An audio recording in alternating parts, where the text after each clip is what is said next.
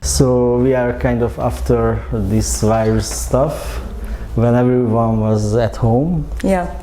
And what is interesting for me is that for an artist it's an everyday practice, because there's a studio, so we are all alone for years.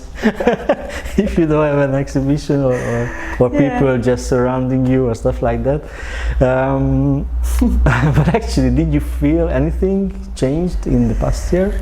Well, of course it changed, but in terms of practice, because I was preparing an exhibition for the end of 2020, I was really just focused on that, and then my daily routine, studio home was not influenced by all of these things that were happening in the real world, let's call it like that. These are the things how we work in the studio. We are usually alone, or if it's like a group work with a few people, but it's totally away from the I actually didn't have to use public transport, which was also great, because the studio is near my house, so I could walk, you know, and and the studio, the building where my studio was, it was open all the time, so there were no in these terms time restrictions.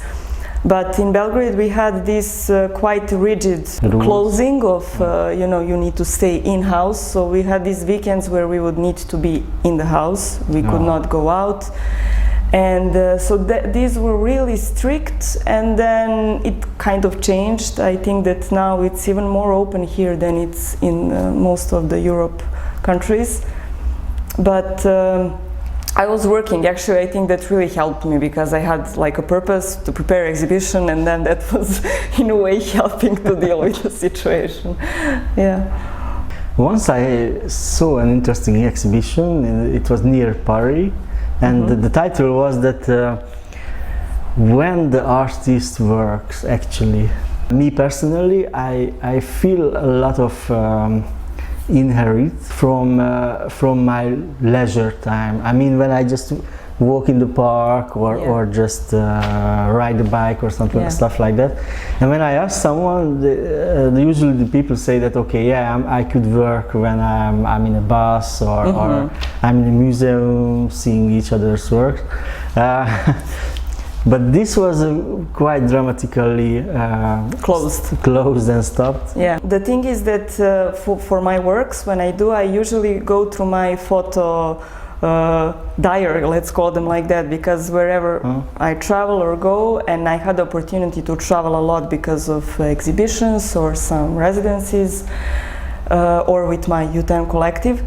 So I had this photo base that I go through every time I need to prepare a work, and then I was kind of returning to these memories in that terms through these photographs. So that's how I also prepare exhibition. But this walking around and just roaming, for me it's quite important part of the work, because it's kind of moving your perspective, you learn things, this is really how I actually work. Yeah, but we still could not go to Paris or New York. No, we could not. But I had photos from previous years, you know, that I could come to and, you know, revisit those places through my memory, you know, through the photographs.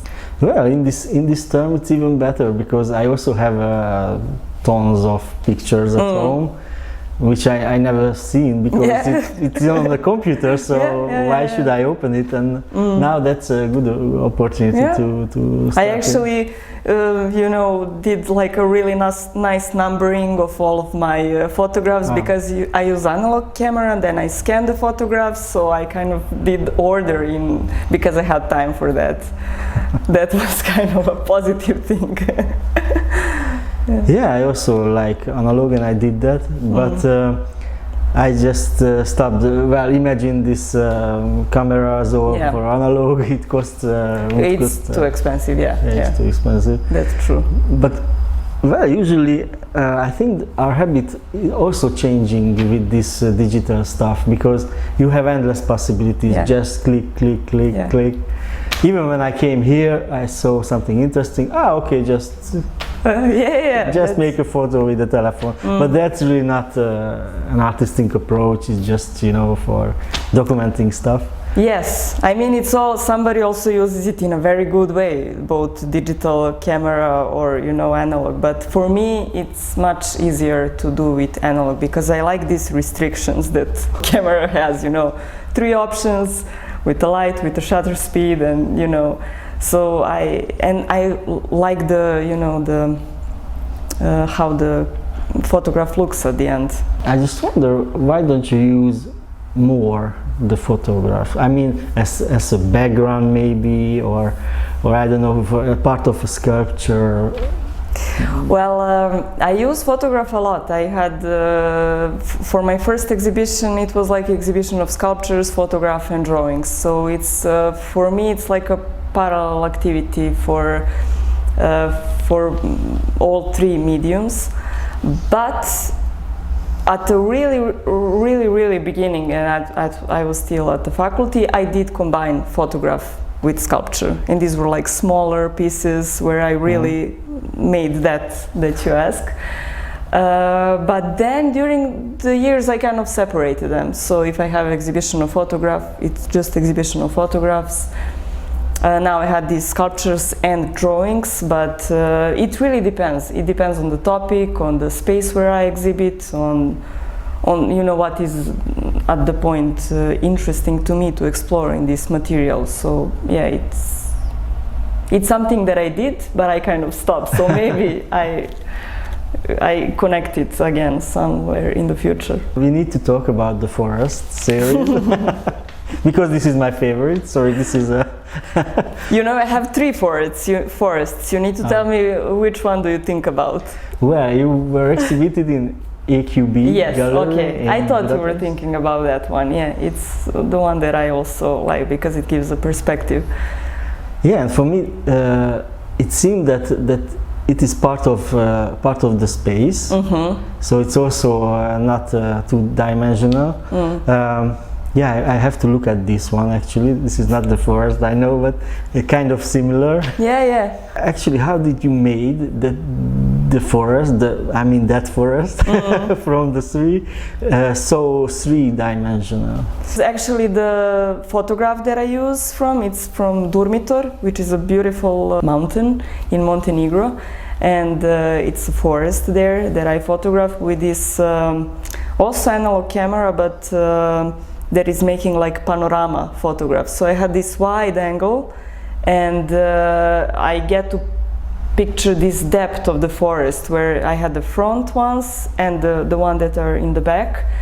And I use different thickness of the wire. So I use armature wire, which you can see behind, which is like 6 to 8 millimeters wide, and then and those were for the one that were kind of in front. So even though it's a flat one, when you look at it, it gives a perspective with this emptiness of space, with the thickness of the wire that is in front, and the really thin one that were in the back, in the perspective. So this kind of playing with lines and with empty space is what gave this perspective when you look at it. Tell me something about the art world in Belgrade, because I don't know too much about that. I know that you are part of the U10 team. Yeah. This is an independent space. Yeah. but it is crazy. I mean, super hard to maintain an really independent space. Well, I must say that we are not, we as a collective are totally independent, but we have help from a private art lover collector who is paying the rent for the space and paying for somebody to work there like 8 hours, you know, but everything else is done by us in the independent manner. And this is something that it's really, I think it was really fruitful for the whole scene and for this younger generation.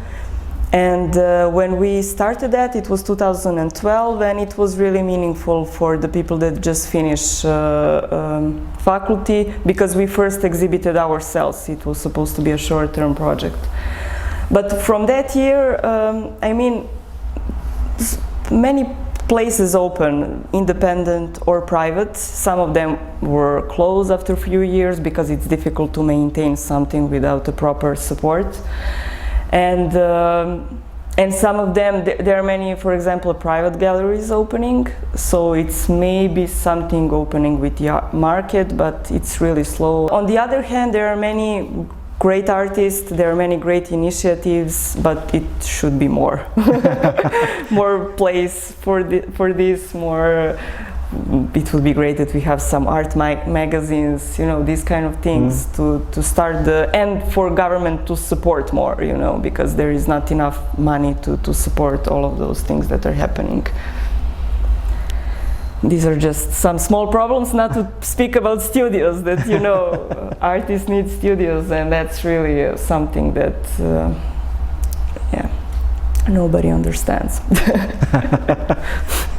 But it's quite common. I mean, I was in Paris last year, and they said also that because of the even higher renting prices, they have to move a bit further out from the city. Yeah. And a lot of artists decided to move to Brussels or even another country because it's just too expensive to maintain. Yeah.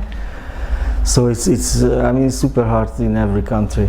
Yes, I know, of course. Maybe some countries have a little bit more opportunities, but in a way, I know it's difficult everywhere, because it's something that you kind of, you put your energy in it, and you kind of hope that it will develop into something, and sometimes it does, and sometimes it does not. But I think that, you know, government should support these non-profit things, you know, for education, for students or young artists to exhibit, just to have these free spaces.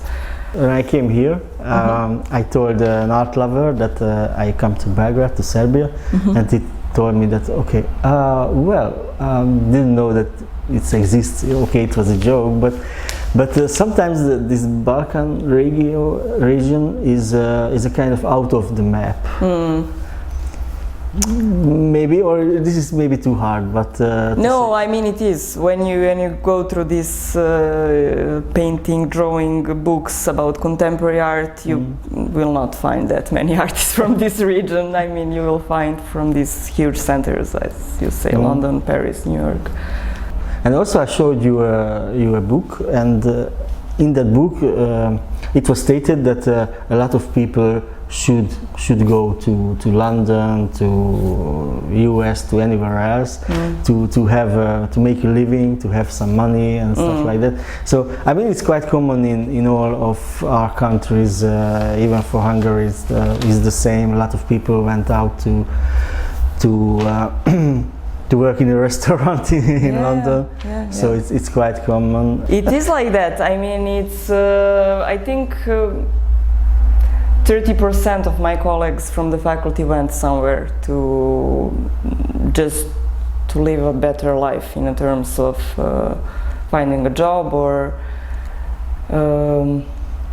continuing studying. That is also something that is quite common for people from here to do. It depends always in what kind of situation you are. We, as a U10, we were invited to exhibit at the Liste Art Fair in Basel. And there we met this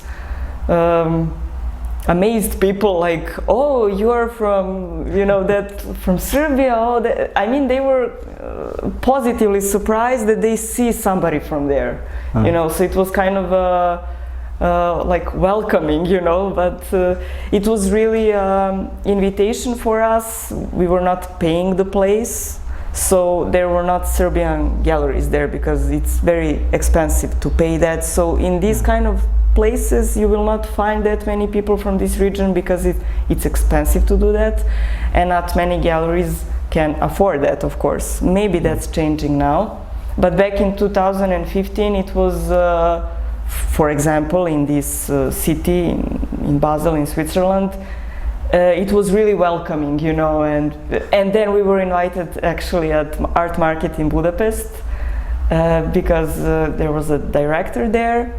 And he was like, oh, I would like to invite you because there are not many people from Belgrade. So we went there, and it was kind of opening door for these few different exhibitions that we had. I think it all depends on this support that we talk about. I mean, if you have this accumulation of support and whatever, you will have artists that are being developed, that are being visible, that are being represented, and then somebody would know about us. But you know, in this way, I mean, it's for somebody who is curious to discover. Okay, thank you very much. Thank you.